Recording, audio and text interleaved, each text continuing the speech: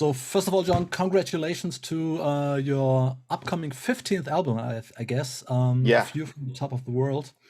And I noticed when I listened to the album that it's quite energetic and has very few, up to none, balladish moments, right. That's true.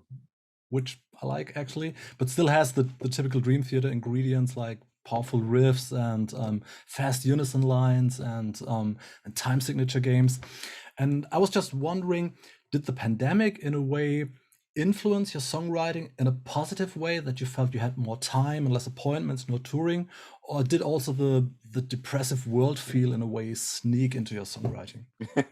Well, with last year, since the pandemic kind of shut everything down, I recorded a solo album, Liquid Tension Experiment, and New Dream Theater. And during all three, I never felt the depressing, dark, dismal state of the world seep into the writing. If anything, music was the antidote to that, and was an escape and a place for me to go every day Mm. to be creative and do what I do. So thankfully, all three of these things have been really positive experience. Positive messages have come out of them.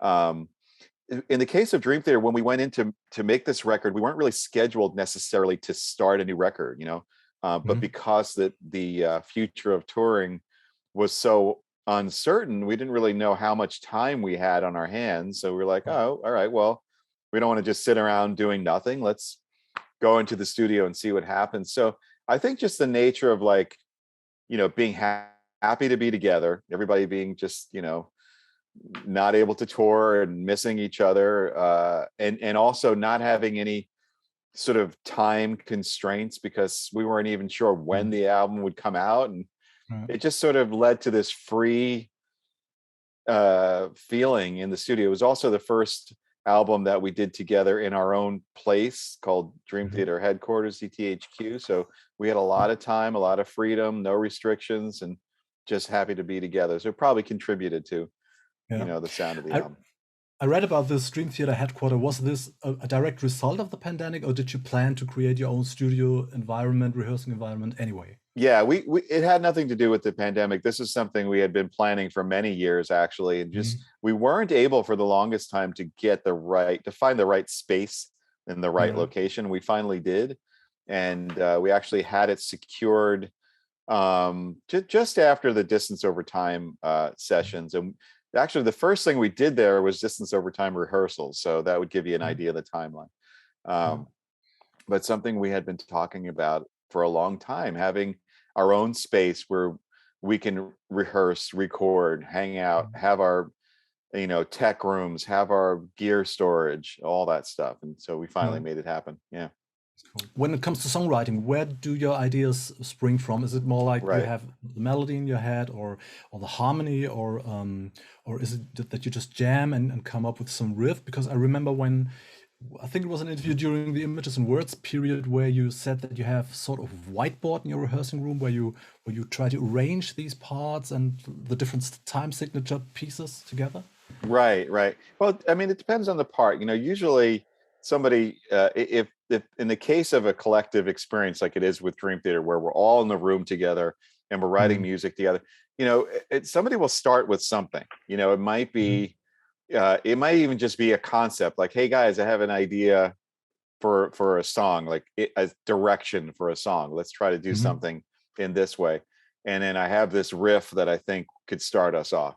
Or it might be a drum groove, that Okay. Mike has. In the case of the Alien, he had this 17/8 time signature that he always wanted to do something with. And we started Yeah. experimenting with that and coming up with riffs. Or Jordan might have a chord progression. He'd be Mhm. like, "Oh, last night I wrote this, let me play this part for you," and it'll be a chord progression. And those will be like seeds that we'll use to kind of just start building things and seeing where they go. And sometimes, a whole song will be born out of that. Sometimes it's just an idea and we put that idea aside for later. Right. Um, the sort of whiteboard you're referring to is a we do this with a bunch of different things. We have also a big giant like the like post-it notes that you like peel off. Mhm. We have a big giant Yeah. one on an easel, Yeah. And so we're able to write on that as well, and to just ways to get everybody literally on the same page when we're Yeah. getting an arrangement together, Okay. just to see whether it be the time signatures or the order of events, Yeah. the arrangement of the song. So yeah, it kind of happens like that. I mean, as a guitar player, when I'm playing, sometimes things hit me, and when they do, I just record it immediately on the voice memo on my phone, and save it for later. So Yeah. these are all things that we could use as little jumping off points to develop a song. Yeah, because many cases, someone in the band has an idea, he writes a song, then he does a sort of pre-production and brings it to the rest of the group. But in your case, it's a real group effort, the compositional process. Yeah, we don't really do that. I've done that on occasion, where I'll have some more time at home and I'll make a little demo of like the song or their idea, or the Mhm. idea, and present it to the guys. But more often it's something that we're doing together in the room. And usually, I mean, in the case of this record, we didn't really have a lot of preconceived ideas. Mhm. I mean, personally, I had done a solo album. I did Liquid Tension Experiment. A lot of these ideas were out, and like I said, we weren't really planning on doing a new Dream Theater album. So it was more just Mhm. in the moment, kind of off the cuff, the way this album Yeah. happened. Yeah. Cool. Yeah. Well, that brings us right away to the gear. I remember that before Awake, you said in an interview that you wanted to add a new color, so you switched from a 6-string guitar, I think, to this Universe Ibanez 7-string guitar, and Awake was more or less the feel and the sound of the low B string. And now you have another thing in store, which is Awaken the Master, which features the new Ernie Ball Man Majesty 8 guitar. Can you probably tell us something about that guitar and why you felt the urge to have another lower string? Yeah, sure. Well, like you said, from '94 with the Awake album, that I was introduced to the 7, and it kind of opened up a whole world for me and a whole sound for me. And using the 7-string guitar became a big part of my, what I do. And there's so many Dream Theater songs since that record that use 7-string. So in a similar way, as 8-string started to become more, in focus and out there, it kind Mm. of intrigued Mhm. me, to see the idea of extending the range of the guitar even more, and having, more lower notes to choose from, where you could present riffs and things in other keys that you normally wouldn't be able to. Yeah. Because sometimes, especially guitar players, you tend to write a lot of riffs that are based on open string things you could do, and so you're sort Mhm. of, unless you change the tuning of the guitar, you're sort of limited to E and B if it's on a 7. Yeah. So this was like another way of extending that. Now that the 8-string guitar is something that I have been talking about with Ernie Ball Music Man for the past several years. I don't Mhm. know, 5 years or so, I'm not really sure. And we started to put it into production, as far as like design, doing research on it. And it kind of sat for a while. There were some other things that we were working on that took precedence, but actually we were trying to have it ready for the Distance Over Time sessions, and that didn't Mhm. didn't quite happen. So the timing of this was such that we would finally have something I could use on this new Dream Theater record. And in fact, we had written the whole record, everything except for Awaken the Master. Mhm. And I just got the prototype in for the 8-string, Yeah. and with the band got back together earlier this year, beginning of this year, and we wrote that last song, Awaken the Master, on the Mhm. 8, because I really, really did not want to miss the opportunity of getting the 8-string on the new record. You Okay. know, and so there you have it. And it's such an awesome guitar because it is a Majesty. So the shape and the feel of the guitar is something I'm very comfortable with. Mhm. But it's an 8-string, so it's a new monster. Fan frets, fixed bridge, multiple scale lengths. It's the real deal 8-string, and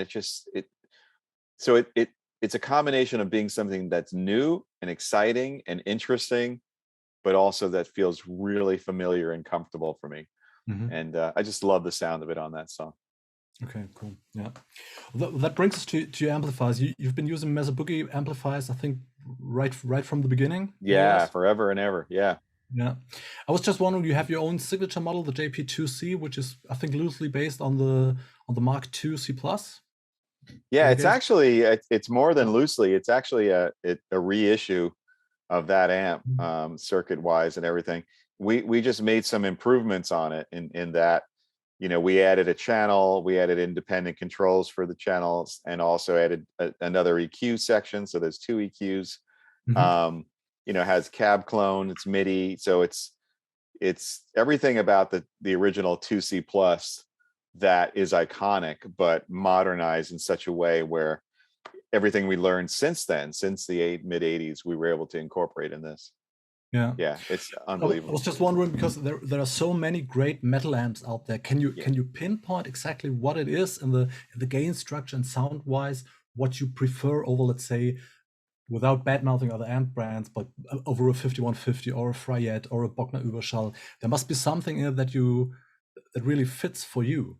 Yeah, well, they definitely. Well, first of all, I should say that I don't really have any too much or any experience playing a lot of those other amps. I've never Okay. owned any of those, so I don't really Yeah. know what they sound like or feel like. Yeah. But I do know that I fell in love with the Mark series boogies, especially like this, like you said, the 2C plus, and even Mhm. after that, the Mark IV that I used on a bunch of records, and the Mark V.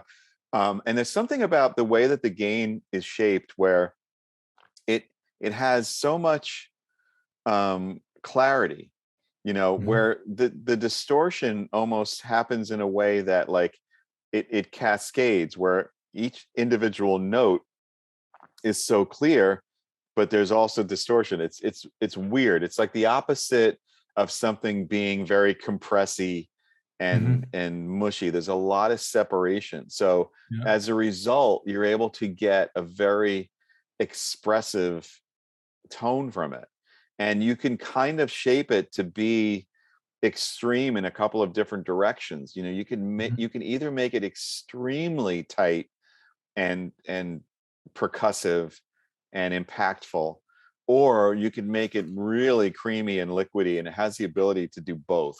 So Yeah. I love that. You know, I've always said this, you know, that I've been playing boogies for so long, it's like an instrument to me. It's something that became part of my sound and my Mhm. style as a guitar player. Yeah. Okay. So one last question is, would like to know your thoughts about the development of guitar playing and the internet general, because everybody feels that we became in a very competitive world with YouTube, where people do pre-composed solos and they edit it and then they play afterwards playback to the edited solo. And I think many guitar players feel the pressure and really get a bad feeling out of this. I just wanted to know, what are your thoughts about this development, or also your thoughts about pre-composed solos versus improvised solos, maybe also in a prog model band context. What are your thoughts about that? Right.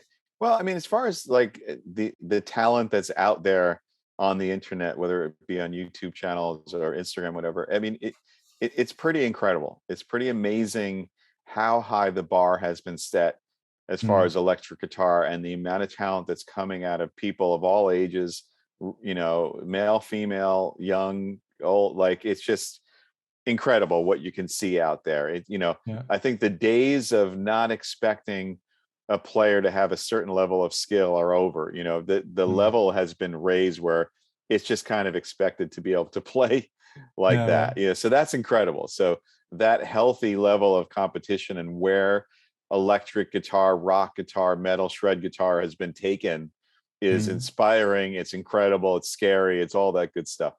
As far as like soloing, you know, I try not to get too caught up in like the approach on how people do it, whether it's improvised, whether it's pre-written, or mm, whether it's pieced together. It's more of how it hits you. You know, I mean, yeah. some people really focus on improvisation, and they're really great improvisers. You know, on the guitar and other instruments. It's not something everybody is able to do as well as other people. Some people are really, really good at that, and they Yeah. have not only do they have a lot of facility, a lot of technique, but they have a brain that enables them to improvise at a level that's highly creative. But not everybody can do that. And then some people are more composition based. Mhm. And there's nothing wrong with that, and how you put it together. And to me, it's just like, what is the end result? Like, how does it, a guitar solo to me, and first of all, unless it's a song where it's, quote unquote jazz mentality, where the song is like a vehicle for improvisation, Right. that's one thing.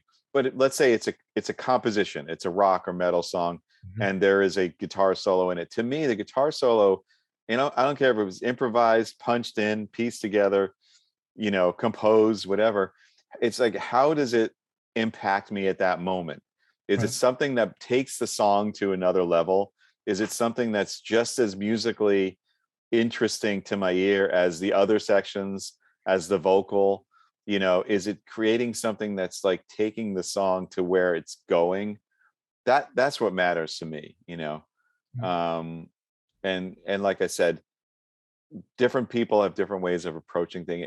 Neither of them bother me. I'm not like a purist where, if it's not improvised on the spot, then I'm not going to listen to it.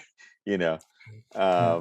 there's so much talent out there. I try not to be judgmental in that way. Okay. Yeah. Yeah. Cool. So thanks a lot for taking the time. I think you have your next appointment right ahead. Yes, I do. I do. And yeah, I really look forward probably seeing you in Germany next year. I can't wait. Absolutely. It's been too long. I really need to get back out there and play on stage. Yeah. I will come when you're close. You're All around. right. Awesome. Nice Okay. talking to you. Have a nice time and stay healthy. All right. You too. Bye-bye. See you. Bye.